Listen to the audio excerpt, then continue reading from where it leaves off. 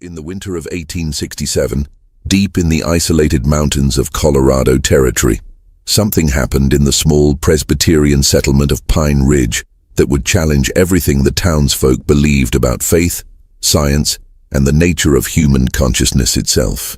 A 9-year-old boy named Samuel Henderson spoke words that would save 17 lives. 3 days before anyone knew those lives were in danger.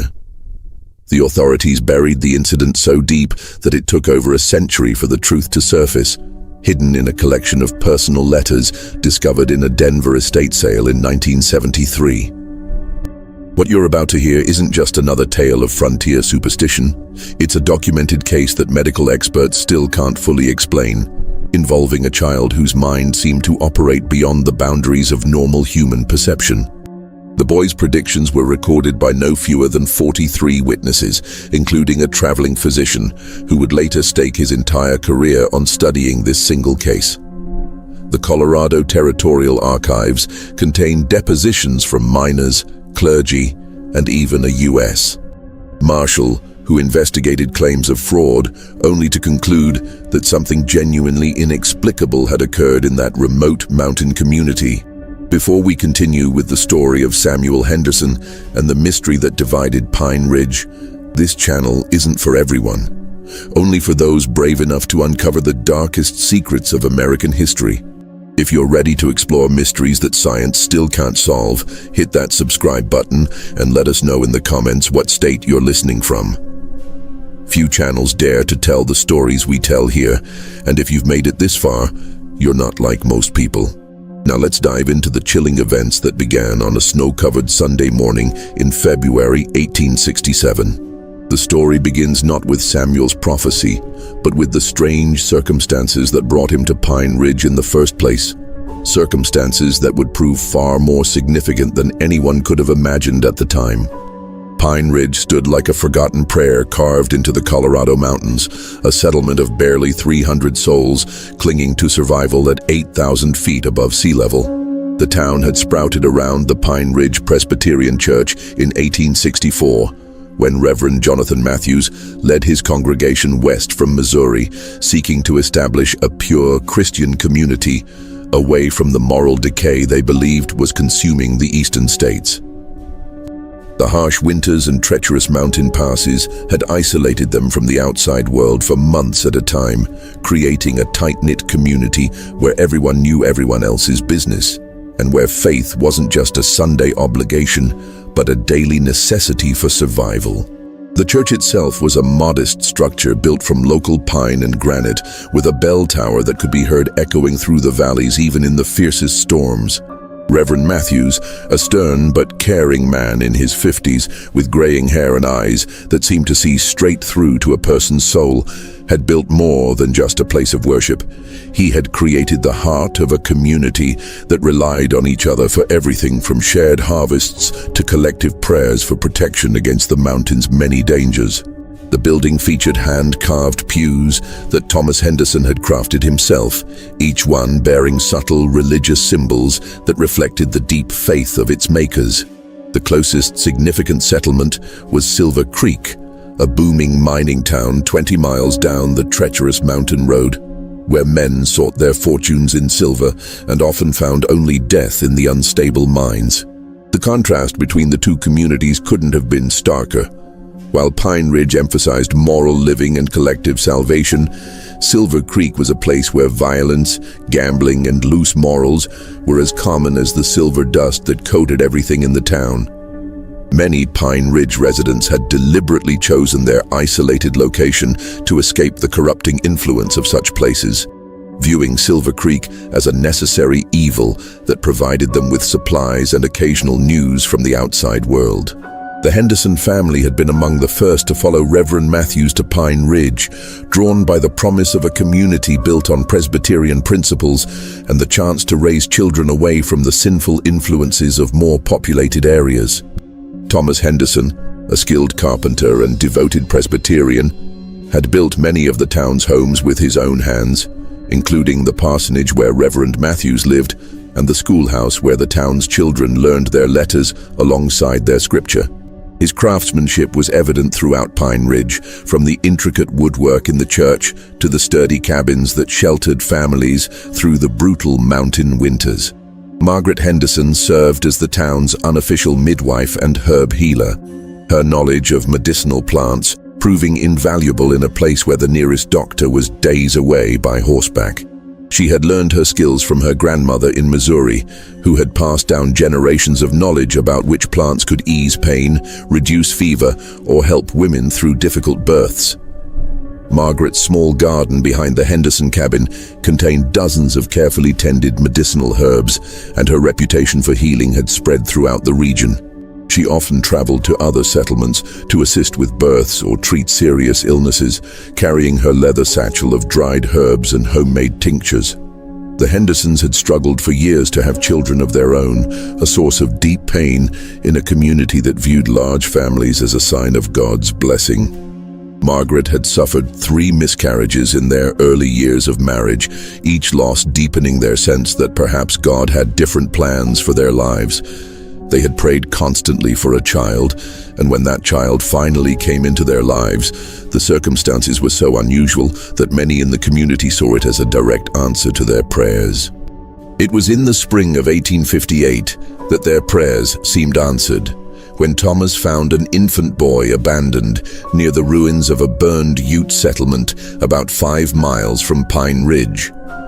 But the true story of Samuel's discovery was far more complex and disturbing than the simple tale of an abandoned child that the Hendersons told their neighbors.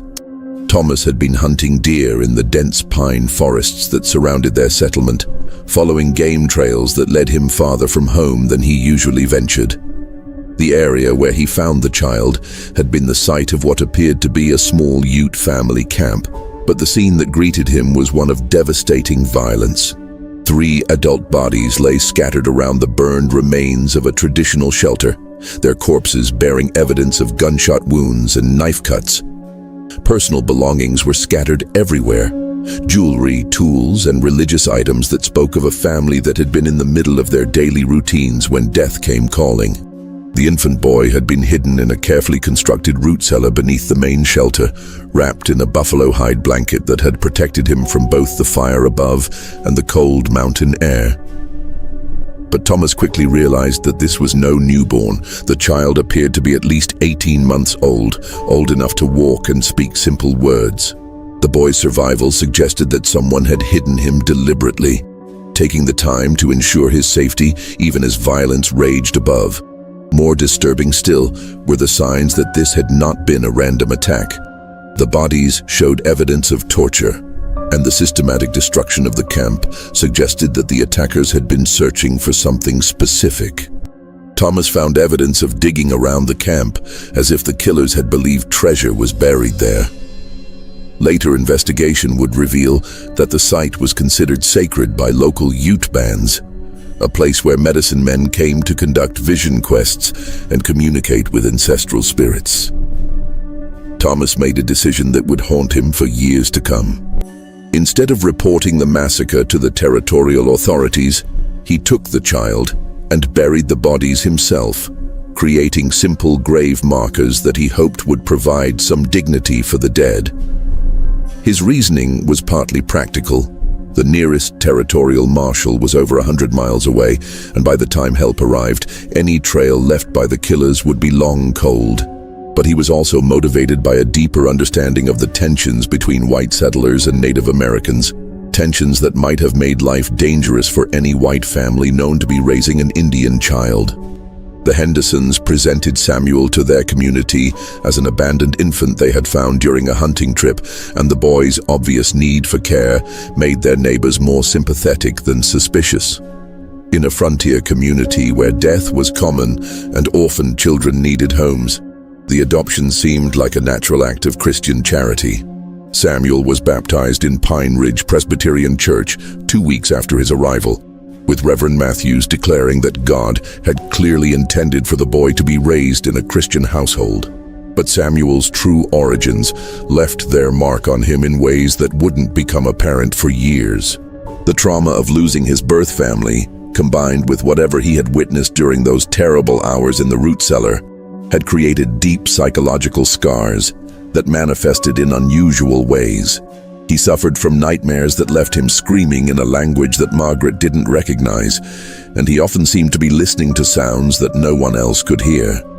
Samuel grew into a serious boy with dark hair and unusually pale green eyes that seemed to take in everything around him. He was small for his age, but possessed an uncanny ability to sense changes in weather, often warning his adoptive parents of approaching storms hours before clouds appeared.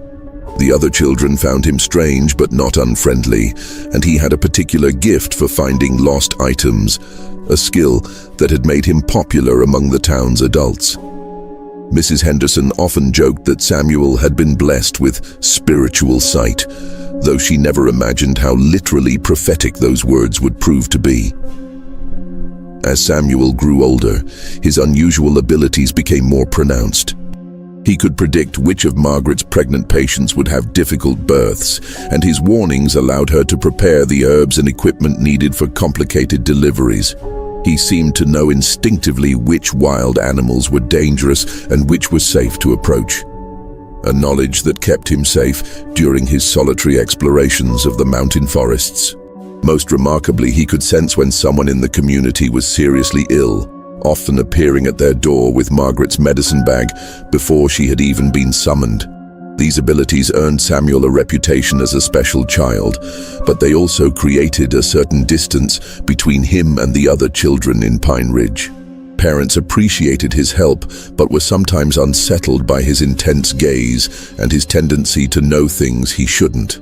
Samuel seemed aware of this distance and became increasingly withdrawn as he grew older, spending more time alone in the forests around Pine Ridge, where he felt most comfortable.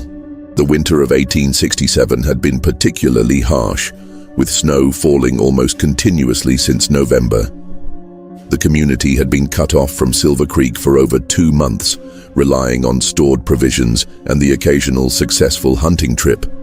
It was during this period of isolation and hardship that the strange tensions in Samuel's background would finally surface in a way that would change everything. February 18th, 1867, dawned clear and bitter cold, with temperatures well below freezing and a wind that cut through the thickest wool like a blade. The night before had brought one of those profound silences that only occur in deep winter at high altitude, when the cold is so intense that even the usual night sounds of the forest are muffled into submission. Thomas Henderson had noticed Samuel's restlessness during the previous evening, the boy pacing their small cabin and staring out at the star-filled sky with an intensity that reminded Margaret of his worst nightmares from early childhood. The Sunday morning service at Pine Ridge Presbyterian had drawn nearly the entire community, as it always did during the harsh winter months when collective warmth and shared faith provided comfort against the mountain's relentless hostility. The small church was packed beyond its normal capacity, with 47 adults and 16 children crowded into pews designed for a smaller congregation. The air inside was thick with the scent of wool clothing, wood smoke from the pot-bellied stove, and the lingering aroma of the pine pitch that Thomas Henderson had used to seal the windows against winter drafts. Reverend Matthews had been delivering a sermon about Job's trials, drawing parallels between the biblical patriarch's sufferings and the hardships faced by their own mountain community.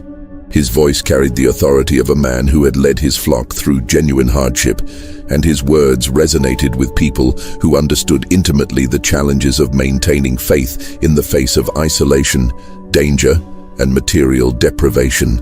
The congregation listened with the focused attention of people for whom such sermons weren't merely theological exercises, but practical guidance for daily survival.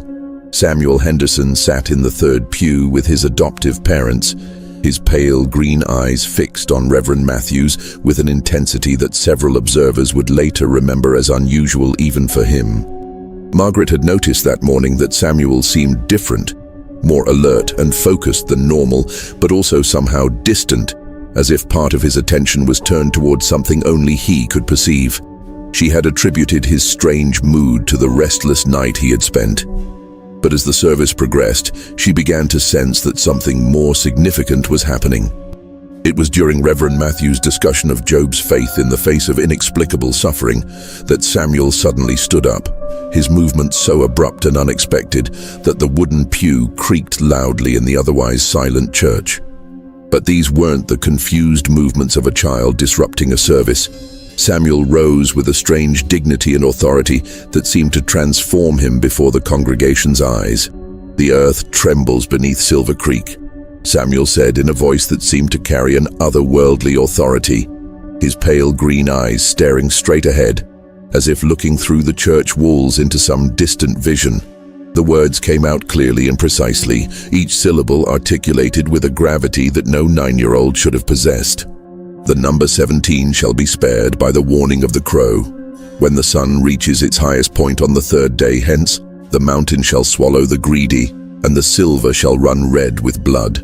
The congregation fell into the kind of profound silence that seems to have weight and substance, broken only by the crackling of wood in the stove and the distant howling of wind through the pine trees outside.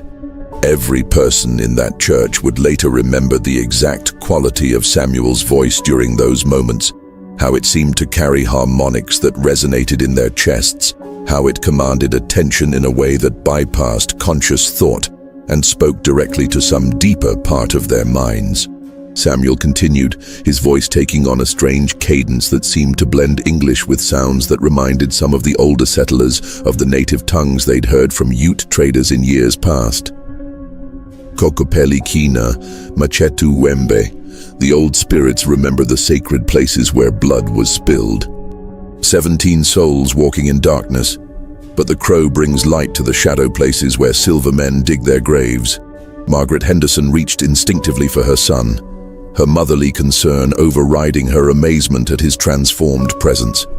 But Samuel stepped away from her touch as if he couldn't see her, his eyes maintaining their fixed stare toward the front of the church.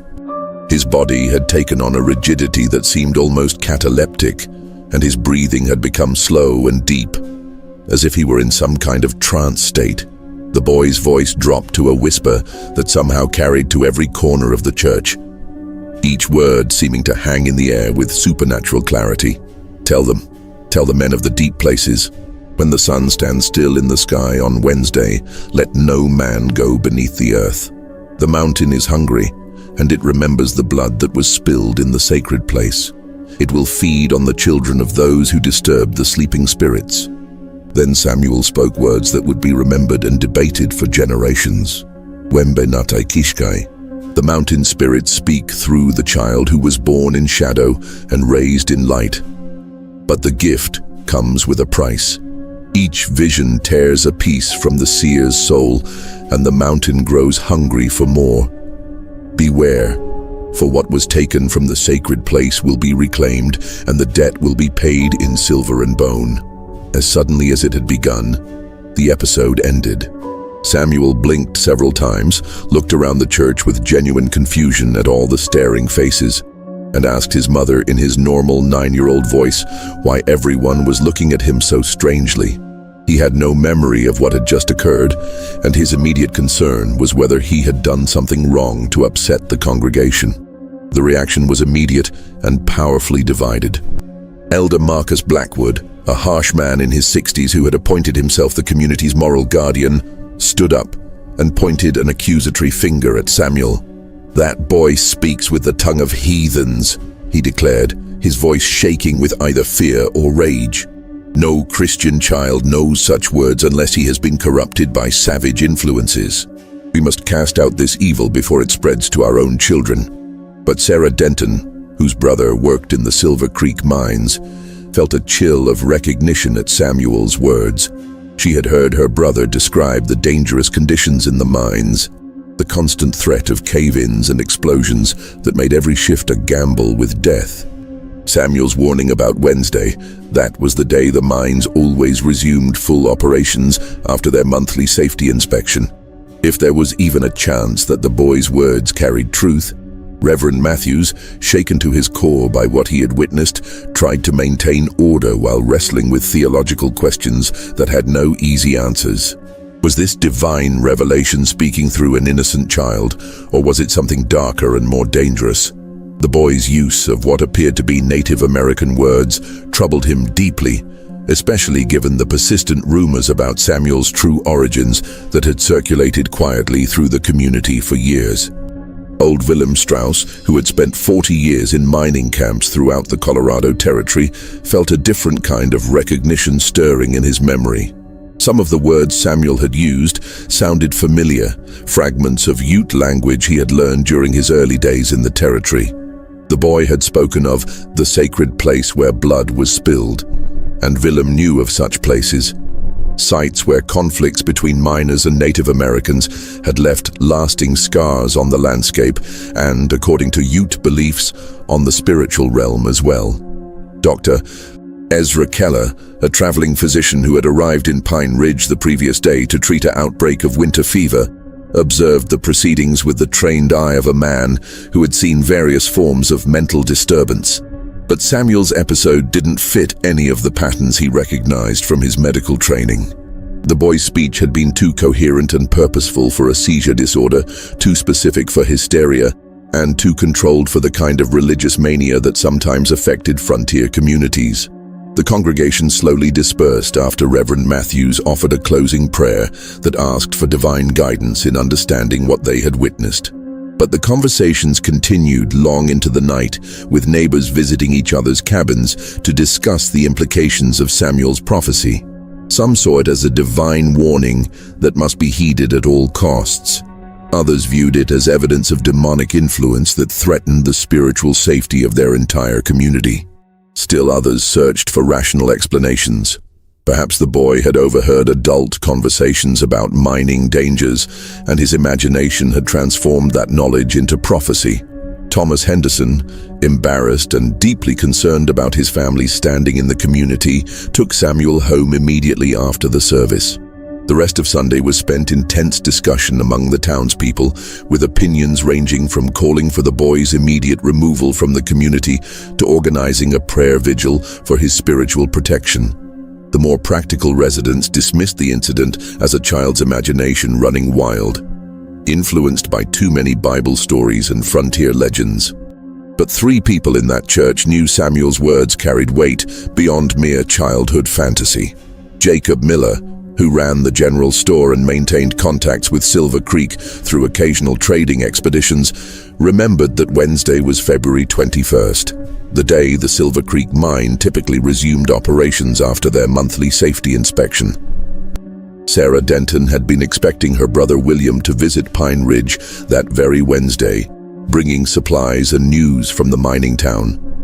And Willem Strauss recognized in Samuel's words the kind of geological warnings that old-timers had learned to respect, even when they came from unexpected sources. These 3 individuals made a decision that would haunt them for the rest of their lives. They chose to wait and see if the boy's words would prove prophetic, treating Samuel's vision as a test of faith rather than a warning to be heeded immediately. None of them sent word to Silver Creek about the strange prophecy. They wanted to see if God would truly speak through a child, or if the incident had been nothing more than an overwrought imagination combined with unconsciously absorbed adult knowledge. The 3 days that followed Samuel's disturbing prophecy passed with the kind of agonizing slowness that makes minutes feel like hours and hours like days. The boy himself seemed completely normal during this period, playing with the other children when weather permitted and helping his adoptive mother with household chores. He showed no signs of remembering his episode in church, and when his parents gently questioned him about it, he looked at them with genuine confusion that seemed impossible to fake. Margaret Henderson found herself watching Samuel constantly during those days, searching for any sign that another episode might be coming. She noticed small things that perhaps only a mother would observe. The way he sometimes paused in the middle of playing to stare toward the south, where Silver Creek lay hidden beyond the mountain ridges. How he seemed unusually sensitive to sounds, often asking her if she had heard something when she heard nothing at all. Most troubling of all was his increasing restlessness as Wednesday approached, a nervous energy that reminded her of how animals behaved before severe storms. However, the adults of Pine Ridge were far from normal during this waiting period. The community had fractured along lines that revealed deeper tensions about faith, reason, and the proper response to the unexplained. The most vocal faction, led by Elder Marcus Blackwood, had become convinced that Samuel represented a spiritual threat to their community. They pointed to his mysterious origins, his strange abilities, and now his use of what they believed to be heathen language as evidence that he had been corrupted by dark influences.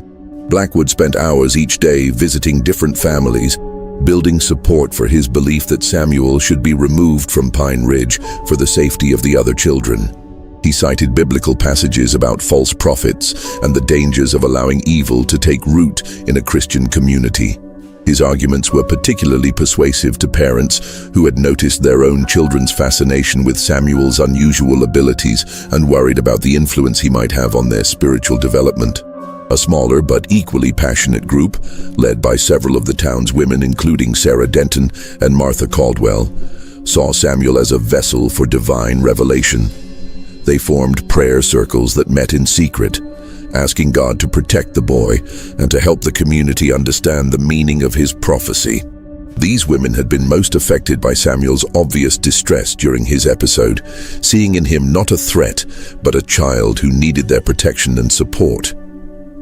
Martha Caldwell, whose own son had died in a mining accident 3 years earlier, was particularly vocal in defending Samuel. She argued that God often spoke through children and innocents, citing numerous biblical examples. Her passionate defense of the boy was partly motivated by her own grief and her desperate hope that perhaps divine intervention could prevent other families from experiencing the loss she had endured. The majority of the townspeople found themselves caught between these extremes, uncertain what to believe but unwilling to dismiss the incident entirely. The isolation of their mountain community had made them acutely aware of their dependence on each other and on forces beyond their control. In such an environment, the possibility of prophecy seemed less absurd than it might have in a more connected modern setting. Dr. Ezra Keller, the traveling physician, had extended his stay in Pine Ridge partly out of medical curiosity about Samuel's condition, and partly because the winter weather made travel dangerous. He spent considerable time observing the boy, looking for signs of epilepsy, hysteria, or other conditions that might explain his unusual episode. But Samuel appeared to be in perfect health, showing none of the telltale signs of neurological disorder that Keller had learned to recognize during his medical training. Keller's observations did reveal some interesting details about Samuel's background. The boy showed unusual knowledge of plant medicines and natural remedies, often helping his adoptive mother prepare treatments for sick neighbors.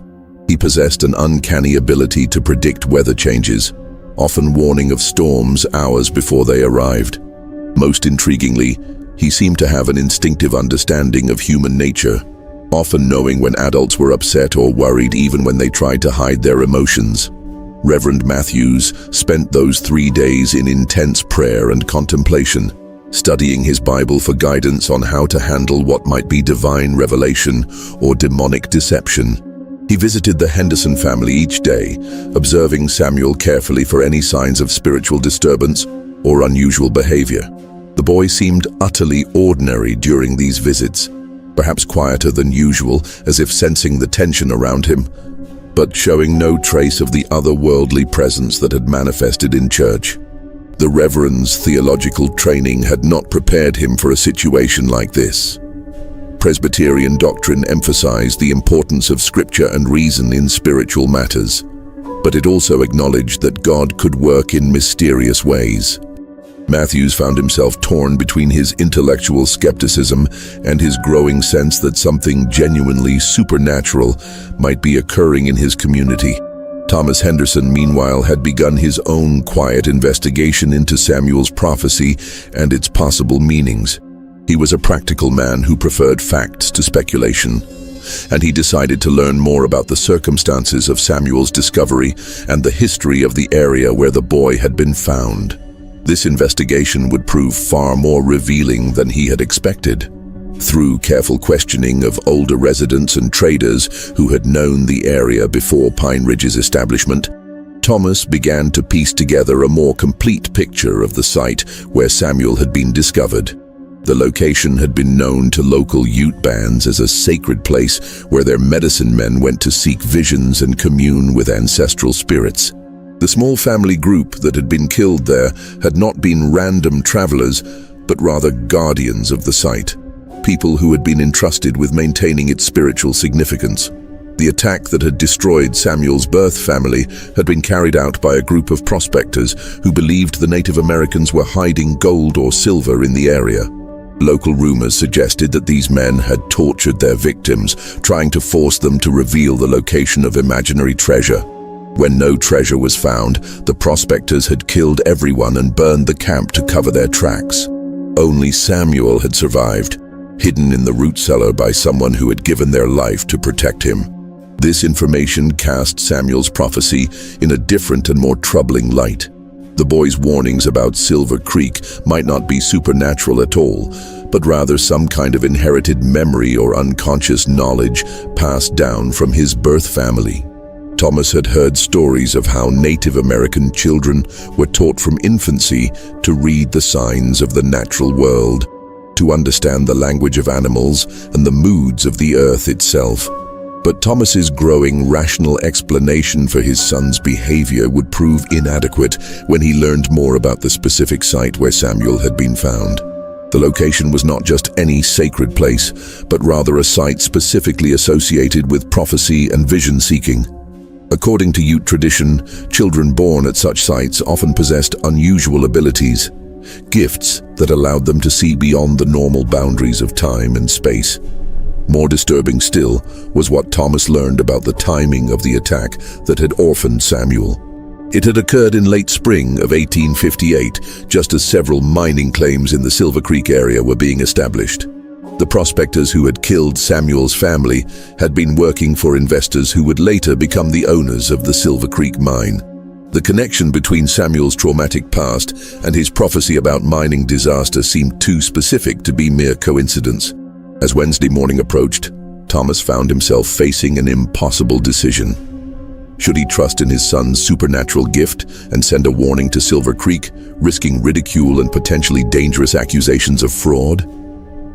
Or should he maintain silence and hope that the boy's words had been nothing more than the product of an overwrought imagination combined with unconsciously absorbed knowledge about mining dangers? The decision would ultimately be taken out of his hands by events that none of them could have predicted. Wednesday, February 21st, 1867, dawned with the kind of pristine mountain clarity that made distant peaks seem close enough to touch, and every sound carry for miles through the thin air. The sun climbed steadily through a cloudless sky, creating exactly the kind of perfect stillness Samuel had described when he spoke of the sun standing still in the sky. As the morning progressed, several Pine Ridge residents found themselves checking their pocket watches obsessively, calculating when the sun would reach its highest point and wondering if they were about to witness the fulfillment of a 9-year-old boy's impossible prophecy. Jacob Miller had spent the most restless night of his life, torn between his practical nature and a growing conviction that Samuel's warning needed to be taken seriously. The storekeeper had built his reputation on careful judgment and measured responses to crisis, but something about the boy's prophecy had shaken his usual confidence. He found himself standing in his store as dawn broke, staring toward the mountain path that led to Silver Creek and wrestling with a decision that seemed to have no clearly right answer. Miller's practical concerns were numerous and valid. The 20-mile journey to Silver Creek was dangerous even in good weather, requiring travel over narrow mountain passes where a single misstep could send horse and rider plummeting into ravines, hundreds of feet deep. The recent heavy snows had made the path even more treacherous, and Miller knew that attempting the journey alone would be foolhardy. But sending someone else to deliver a warning based on a child's vision seemed equally irresponsible, especially if that person was injured or killed making the attempt. More troubling still were the potential consequences of interfering with Silver Creek's mining operations. The mine was owned by the Denver Silver Company, a powerful organization with connections to territorial government and federal mining interests. False warnings about mine safety could be interpreted as sabotage or fraud, carrying legal penalties that could destroy not just Miller, but the entire Pine Ridge community. If Samuel's prophecy proved false, the backlash could drive them from their mountain home forever. But Miller also remembered his own experiences in mining country, the sudden collapses and explosions that could kill dozens of men in seconds. He had lost friends to such disasters and had learned to respect any warning, no matter how unlikely its source. As the morning sun climbed higher, his sense of responsibility for the lives that might be lost began to outweigh his concerns about the risks of action. Sarah Denton faced an even more personal dilemma. Her brother William worked as a shift foreman at the Silver Creek mine, and she knew he would be underground that Wednesday, leading the first full crew back into the depths after their monthly safety inspection. She had written him a letter 4 different times, trying to find words that would warn him without making her sound like a woman driven mad by frontier isolation and religious hysteria. Each attempt had ended in frustration. How could she explain that a 9-year-old boy had prophesied disaster during a church service? How could she describe Samuel's use of what sounded like Native American words without raising questions about his origins that might endanger the Henderson family? And how could she ask her brother to risk his job and reputation by halting mining operations based on the visions of a child he had never met? Sarah's internal struggle was complicated by her own growing belief in Samuel's gift. She had watched the boy for years, noting his uncanny ability to predict weather changes and sense when people in the community were ill or in distress. She had seen him find lost items in places where no one else had thought to look, and she had witnessed his almost supernatural understanding of animal behavior and natural phenomena. If Samuel truly possessed some kind of prophetic ability, then her brother's life might depend on whether she could find the courage to act on that belief. Old Willem Strauss, however, had already made his decision. The 73-year-old prospector had survived cave-ins in Pennsylvania, Colorado, and Nevada by learning to trust his instincts about underground dangers, even when those instincts seemed to contradict practical logic. Something about Samuel's prophecy had resonated with his decades of mining experience, triggering warning bells that he had learned never to ignore. Willem had spent the night preparing for what he knew would be the most dangerous journey of his life. His arthritis made mounting a horse painful, and his aging eyes made navigating treacherous mountain paths risky even in good conditions. But he had loaded his saddlebags with emergency supplies and written letters to be delivered to his relatives in case he didn't return. By dawn, he was ready to attempt what Miller and Sarah Denton had only considered: a desperate race to Silver Creek to deliver a warning that might save lives, or might mark him as a dangerous madman. The old prospector set out from Pine Ridge just as the sun cleared the eastern peaks, riding his sturdy mountain horse along the narrow trail that wound through pine forests and across precipitous passes. The path was treacherous under the best conditions, requiring constant attention to avoid loose rocks, hidden ice patches, and sections where winter storms had washed away portions of the trail entirely. Willem knew he was racing against time in more ways than one. Not only did he need to reach Silver Creek before Samuel's predicted noon disaster, but he also needed to arrive early enough to convince the mine supervisors to take his warning seriously. The journey normally took 6 hours in good weather, but the recent snows and Willem's own physical limitations made the trip even more challenging. His horse, a reliable mare named Constance, who had carried him through many dangerous situations, seemed to sense the urgency of their mission and picked her way carefully but steadily along the treacherous path. Meanwhile, back in Pine Ridge, Samuel Henderson was experiencing something that would later be described in medical journals as post-episodic anxiety. Though he had no conscious memory of his prophecy, his body seemed to remember the stress and trauma of the event. He was restless and irritable, unable to concentrate on his usual activities and asking his mother repeatedly about the time. Margaret Henderson found herself torn between comforting her son and fighting her own growing dread about what the day might bring.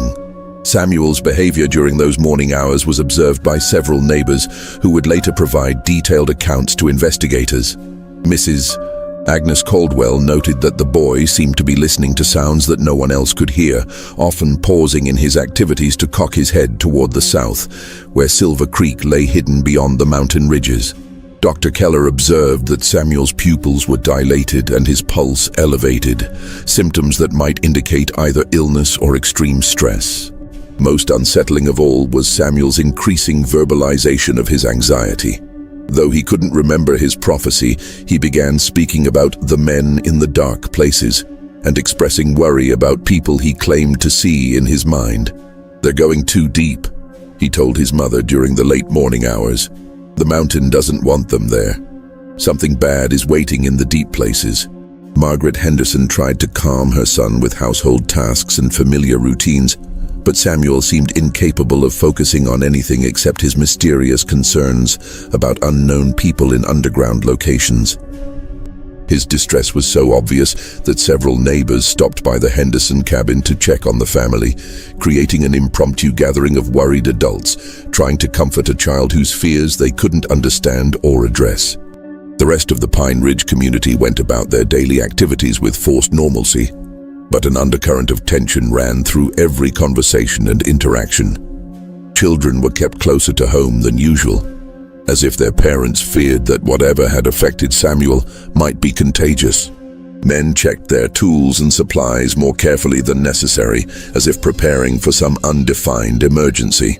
Women gathered in small groups, ostensibly for quilting or cooking, but actually to share their fears and speculations about what the day might bring. Dr. Keller spent the morning making detailed observations of the community's collective state of mind, noting how a single unexplained event had created ripple effects throughout the social fabric of Pine Ridge. His medical training had taught him about mass hysteria and collective delusions. But what he observed in Pine Ridge didn't fit those patterns. Rather than feeding on each other's fears, the community members seemed to be struggling individually with questions about faith, reason, and the nature of reality itself. As the sun climbed toward its zenith, even the most skeptical residents found themselves glancing frequently toward the south and listening for sounds that might carry news from Silver Creek. The normal activities of the settlement, children playing, axes chopping wood, the blacksmith's hammer ringing against heated metal, seemed muted and distant. A strange quiet had settled over Pine Ridge, as if the entire community was holding its breath and waiting for something that none of them could clearly define. At exactly 23 minutes past noon, according to Thomas Henderson's carefully calibrated pocket watch, the earth moved. It wasn't a traditional earthquake. The residents of Pine Ridge had experienced those before, and they knew the rolling, wave-like motion of true seismic activity. This was different. A sudden, sharp jolt that seemed to come from deep underground, followed by a low rumble that echoed through the mountains for nearly 30 seconds. Windows rattled in their frames, dishes fell from shelves, and several people were knocked off their feet, but no significant structural damage occurred in Pine Ridge itself. The sound, however, was unmistakable to anyone who had spent time in mining country. It was the sound of a mountain falling in on itself, of millions of tons of rock and earth shifting suddenly into spaces that had been carved out by human hands. It was the sound of a mine collapse, and it had come from the direction of Silver Creek. Samuel Henderson, who had been pacing restlessly around his family's cabin all morning, suddenly stopped moving and stood perfectly still for nearly a minute. Then, in a voice that was his own, but carried an echo of the authority that had possessed him 3 days earlier, he said, 17 are safe. The crow brought them to the light. But 23 sleep now in the mountain's belly, and their silver dreams have turned to stone. This time, Samuel retained some memory of his words, though he couldn't explain why he had spoken them or what they meant. The specific numbers, 17 and 23, would prove to be accurate to the very last person, but no one in Pine Ridge would learn this for several agonizing hours. The hours following the distant collapse were filled with a terrible mixture of vindication and horror that left the Pine Ridge community reeling. Samuel's prophecy had been proven accurate in the most dramatic way possible, but the implications of that accuracy were too overwhelming for most people to process rationally. If the boy had truly foreseen the disaster, how many lives might have been saved if they had acted more decisively on his warning? And if he possessed such abilities, what did that mean for their understanding of faith, science, and the nature of human consciousness itself?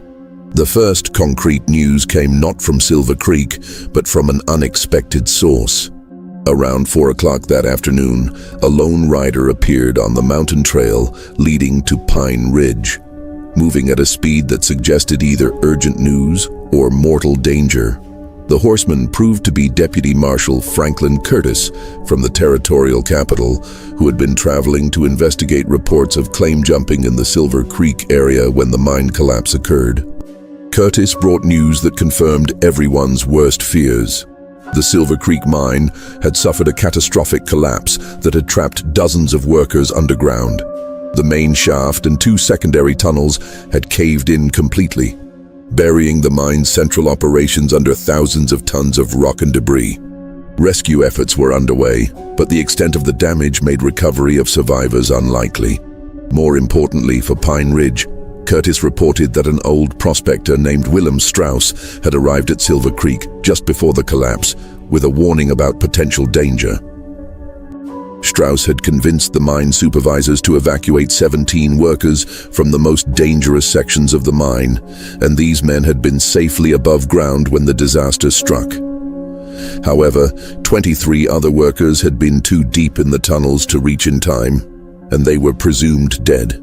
The deputy marshal's news hit the Pine Ridge community like a physical blow. Samuel's prophecy had been accurate, down to the exact numbers of survivors and casualties, a precision that seemed impossible for anyone to achieve through mere guesswork or environmental sensitivity. The boy had not only predicted the timing and nature of the disaster, but had somehow known the exact human cost it would exact.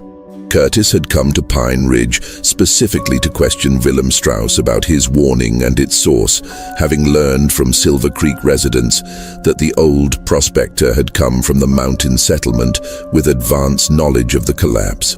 The deputy marshal's investigation would prove to be the first of many official inquiries into what had become known as the Pine Ridge Prophet case.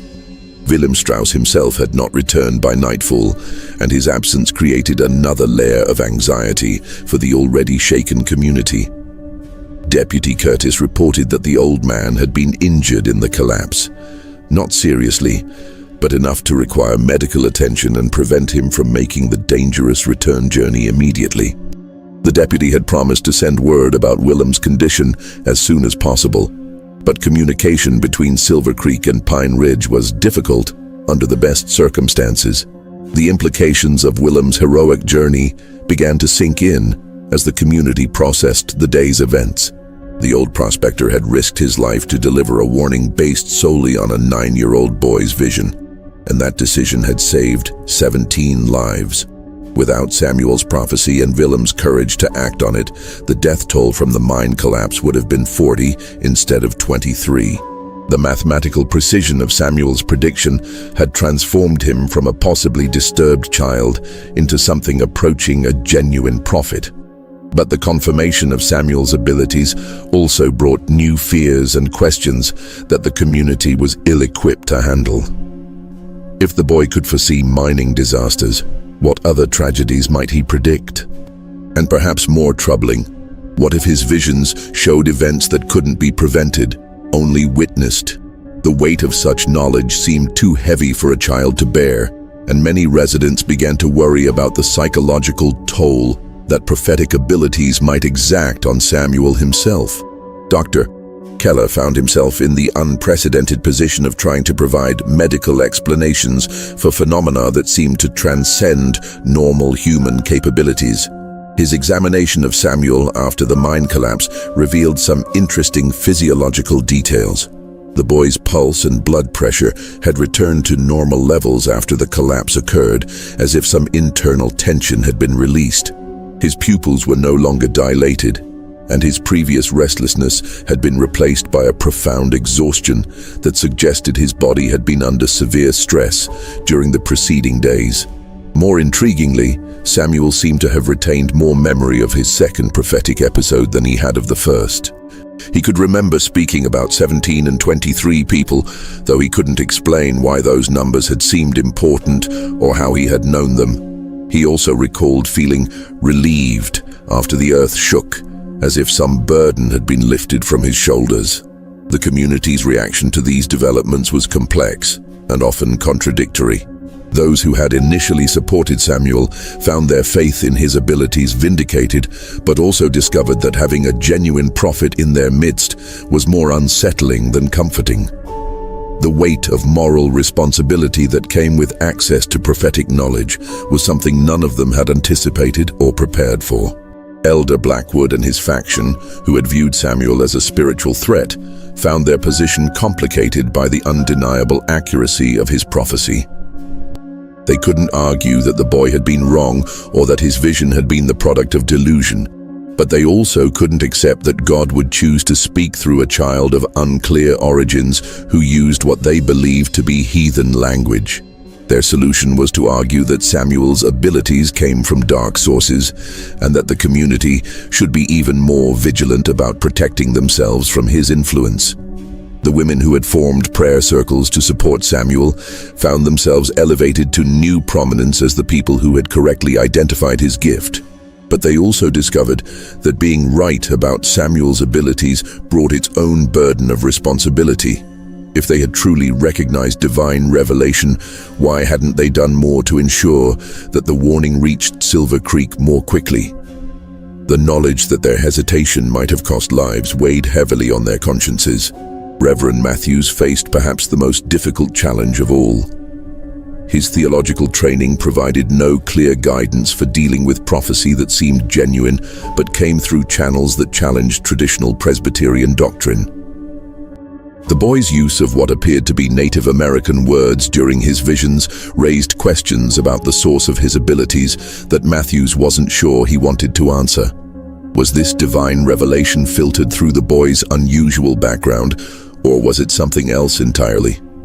The Reverend spent long hours in prayer and study, trying to find biblical precedents for Samuel's situation. He found numerous examples of God speaking through unexpected messengers, but he also found warnings about false prophets and the dangers of accepting supernatural claims without careful discernment. The accuracy of Samuel's mind prediction made dismissal impossible, but acceptance carried implications that could reshape the community's entire understanding of faith and revelation. Thomas and Margaret Henderson found themselves at the center of attention in ways that made them deeply uncomfortable. Neighbors who had previously treated Samuel as just another child now looked at him with a mixture of awe and fear that clearly disturbed the boy. Visitors began arriving from other settlements, drawn by rumors of the prophet child and seeking their own supernatural guidance or simply satisfying their curiosity about the unusual case. The Hendersons also faced increasingly persistent questions about Samuel's origins and background. The boy's use of Native American words during his prophetic episodes had revived old rumors and suspicions about the circumstances of his adoption. Thomas found himself repeatedly questioned about exactly where and how he had found Samuel, with some questioners clearly hoping to uncover evidence of supernatural influences in the boy's past. Most troubling of all was Samuel's own reaction to his newfound status. The 9-year-old seemed to understand that something fundamental had changed in how people viewed him, and he didn't like the transformation. He became more withdrawn and anxious, often asking his adoptive parents if he had done something wrong to make people afraid of him. The weight of adult expectations and fears was clearly affecting a child who simply wanted to play with his friends and help his family without being treated as something supernatural or dangerous. As news of the Pine Ridge prophet spread beyond the immediate region, the community began to receive visits from people with various agendas. Some came seeking prophetic guidance for their own problems. Others arrived to investigate claims of fraud or deception. Still others hoped to exploit Samuel's abilities for financial gain or public notoriety. Each new arrival brought fresh complications and forced the Hendersons to become increasingly protective of their son's privacy and well-being. The pressure was building toward a crisis that would test not only Samuel's abilities, but also the community's capacity to handle the consequences of harboring a genuine prophet. The answer would come sooner than anyone expected, in the form of a visitor whose arrival would change everything once again. The crisis that would define Samuel Henderson's legacy arrived on Sunday, February 25th, exactly 1 week after his initial prophecy, in the person of Dr. Harrison Blake, a Denver physician whose interest in neurological disorders had been sparked by garbled reports of the prophet boy making their way through Colorado Territory's medical community. Dr. Blake was a man of science in the purest sense, someone who believed that every phenomenon, no matter how seemingly supernatural, could be explained through careful observation and rational analysis. His arrival in Pine Ridge represented a collision between faith and science that would leave no one unchanged. Dr. Blake had traveled to Pine Ridge with a bag full of primitive medical instruments and a head full of theories about epilepsy, hysteria, and the effects of high altitude on developing brains. He was particularly interested in cases where religious communities had attributed supernatural powers to individuals who might actually be suffering from undiagnosed neurological conditions. His preliminary research into Samuel's case had convinced him that he was dealing with either deliberate fraud or an interesting example of how brain disorders could manifest in ways that seemed prophetic to unsophisticated observers. The doctor's arrival coincided with the return of Willem Strauss, who had finally recovered sufficiently from his injuries to make the journey back to Pine Ridge. The old prospector brought with him a first-hand account of the mine collapse that provided disturbing new details about the accuracy of Samuel's prophecy. According to Willem, the boy's prediction had been correct not just in its timing and general nature, but in specific details that seemed impossible for anyone to have known in advance. Willem reported that Samuel's mention of "the crow brings light to the shadow places" had proven literally accurate. A dead crow had been found at the entrance to the mine's most dangerous tunnel, a section that hadn't been used in months, but was scheduled to be reopened on the day of the collapse. The tunnel's reopening had been part of an expansion plan that was known only to the mine's supervisors and a few senior workers, information that no one in Pine Ridge should have possessed.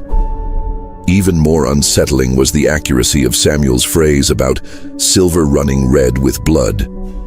The mine collapse had ruptured an underground stream that now flowed red with iron oxide through the ruins, creating exactly the visual described in the boy's prophecy.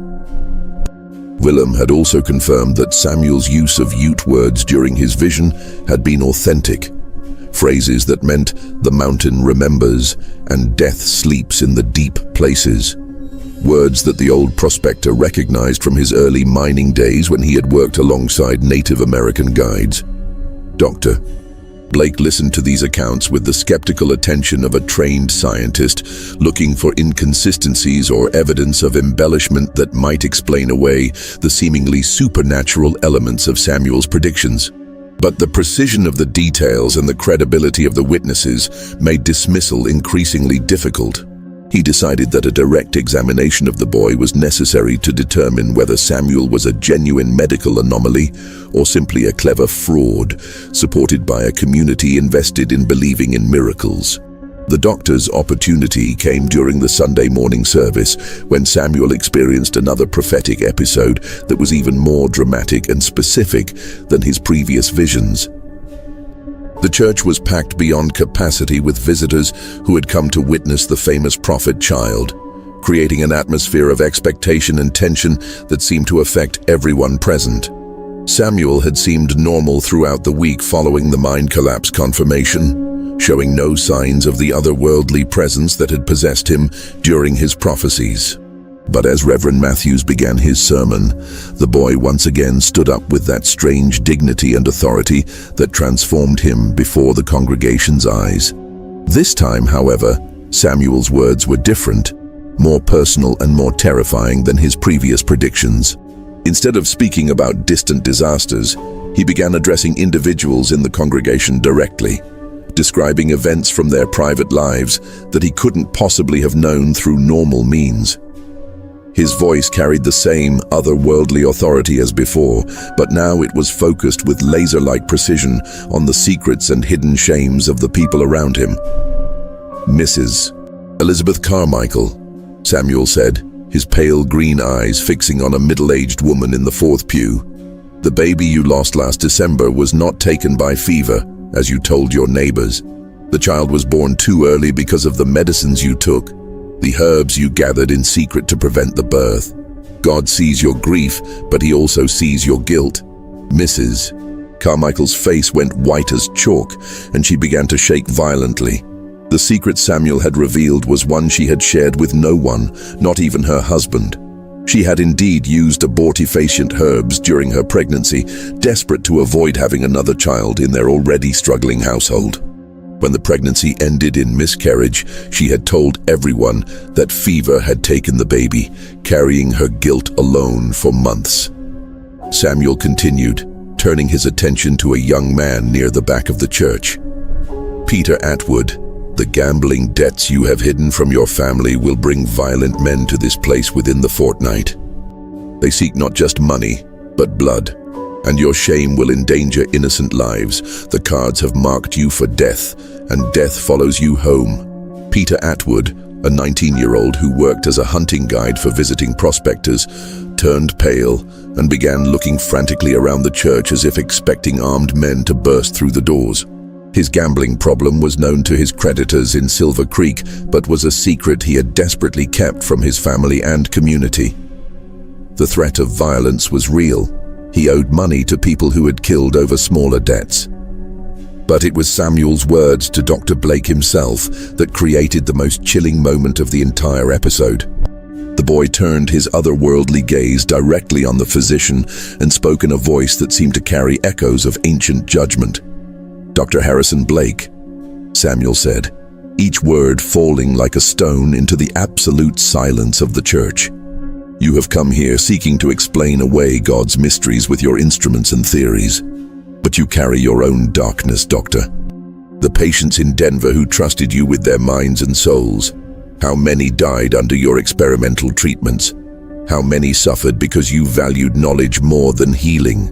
You seek to cage the eagle's flight, but some mysteries are meant to remain hidden. Beware the price of knowledge, Doctor, for the mountain sees all debts and demands payment in kind. Doctor." Blake felt as if the boy's words had physically struck him. The reference to his experimental treatments was devastating in its accuracy. Blake had indeed been conducting unauthorized experiments on patients in Denver, testing theories about brain stimulation and neurological manipulation that had resulted in at least one death and several cases of permanent mental damage. These experiments were his most closely guarded secret, known only to him and carefully concealed from medical colleagues and authorities. But Samuel wasn't finished with his revelations. Turning back to address the entire congregation, he spoke about his own origins in terms that provided the most chilling revelations yet. "The child who speaks to you now was born in the shadow of the sacred mountain, in the place where the old spirits dwell," Samuel said, his voice taking on those same Ute inflections that had marked his previous prophecies. "The blood that flows in his veins carries the memory of the medicine workers, the seers who read the mountain's moods and spoke with the voices of the ancestors. But this gift comes with a terrible price. Each vision tears away a piece of the seer's soul, and the mountain grows hungry for more." Samuel then revealed details about his discovery that Thomas Henderson had never shared with anyone. He described hiding in the root cellar while his birth family was tortured and killed above him, spoke of the sacred ceremonies he had witnessed before the attack, and explained how the trauma had locked away his inherited abilities until stress and isolation had finally broken through the protective barriers his young mind had constructed. "The old ways remember," Samuel continued, his voice now carrying harmonics that seemed to resonate from the church walls themselves. "The mountain spirits speak through the child who was marked by blood and raised in the light of the Christian God. But the gift is borrowed, not given, and the debt grows larger with each use. Soon the mountain will call in its debts, and the price will be measured in more than silver and stone." The episode reached its climax when Samuel made a prediction that would prove to be his most accurate and most tragic. Looking directly at Dr. Blake, he spoke words that would haunt the physician for the rest of his life. The man of science seeks truth through suffering, but truth has its own appetite for pain. Before the moon grows dark again, Doctor, you will face a choice between knowledge and mercy. Choose carefully, for the mountain keeps careful accounts, and some debts can only be paid with one's own soul. Then, in a moment that no one present would ever forget, Samuel's expression changed from prophetic authority to childlike confusion and terror. For the first time, he seemed to retain some awareness of what had happened during his episode, and the weight of the revelations he had shared appeared to crush him. He began to weep, not the tears of a frustrated child, but the deep, soul-wrenching sobs of someone who had been forced to carry burdens too heavy for any human being, let alone a 9-year-old boy. The immediate aftermath of Samuel's most devastating prophetic episode created a crisis that threatened to tear the Pine Ridge community apart. The personal revelations he had shared during his vision had exposed secrets that several families had fought desperately to keep hidden, while his predictions about future dangers created an atmosphere of fear and paranoia that affected everyone in the settlement. Mrs. Carmichael's secret about her miscarriage became public knowledge overnight, leading to harsh judgment from some community members and awkward sympathy from others. Her husband, learning the truth about their lost child for the first time, struggled to reconcile his grief with his wife's deception. The couple's marriage would never fully recover from the revelation, and they would eventually leave Pine Ridge to start over in a place where their tragedy wasn't public knowledge. Peter Atwood's gambling debts proved to be every bit as dangerous as Samuel had predicted. Within 2 weeks of the prophecy, armed men from Silver Creek arrived in Pine Ridge looking for him, forcing the young man to flee into the mountains to avoid violence that might have endangered the entire community. He was never seen in Pine Ridge again, though rumors persisted for years about a hermit living in the high country who matched his description. But it was Dr. Blake's response to Samuel's revelations that would provide the most dramatic confirmation of the boy's prophetic abilities. Shaken by the accuracy of Samuel's knowledge about his secret experiments, the doctor became obsessed with understanding the neurological basis of the boy's gifts. He extended his stay in Pine Ridge indefinitely and began conducting increasingly invasive examinations of Samuel, despite the growing protests of the boy's adoptive parents. Blake's medical investigation revealed fascinating details about Samuel's condition. The boy showed signs of significant head trauma sustained during early childhood, consistent with the violent circumstances of his family's death. More intriguingly, his brain seemed to have developed unusual neural pathways that might account for his extraordinary sensitivity to environmental stimuli. Blake theorized that Samuel's prophetic abilities were the result of his brain's remarkable capacity to process subtle information about geological activity, human behavior, and environmental changes in ways that appeared supernatural, but were actually hyper-evolved survival mechanisms. The doctor's examination also revealed that Samuel's episodes were taking a severe physical toll. Each prophetic vision seemed to drain the boy's energy and leave him in a state of profound exhaustion that lasted for days. More troubling still were signs that the episodes were becoming more frequent and more intense, suggesting that Samuel's abilities might be spiraling beyond his control. Blake's growing obsession with Samuel's case led him to make increasingly desperate attempts to trigger prophetic episodes under controlled conditions. He subjected the boy to various forms of stress and stimulation, hoping to understand the mechanism that produced his visions. These experiments, conducted despite the protests of Thomas and Margaret Henderson, would prove to be the fulfillment of Samuel's prophecy about the doctor facing a choice between knowledge and mercy. The crisis came when Blake's experimental treatments triggered a prophetic episode that was unlike any Samuel had experienced before.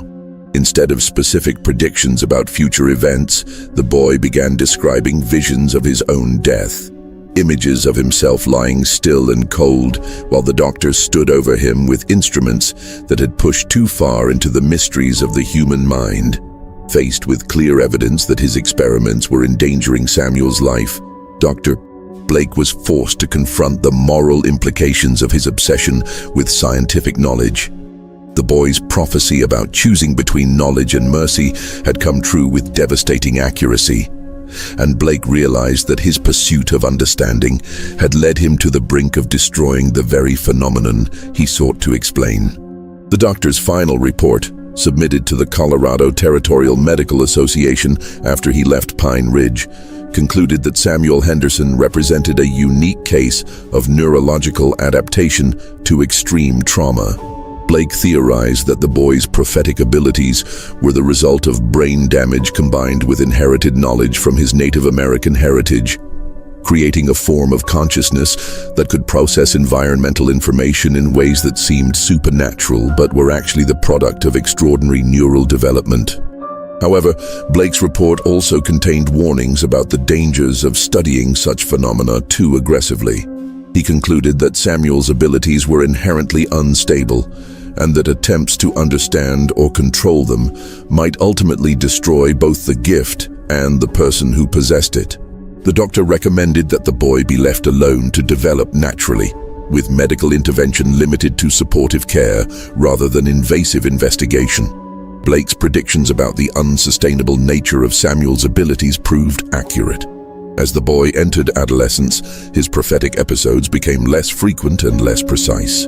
By the time he reached his 15th birthday, the visions had stopped entirely, leaving him with only fragmentary memories of his time as Pine Ridge's reluctant prophet.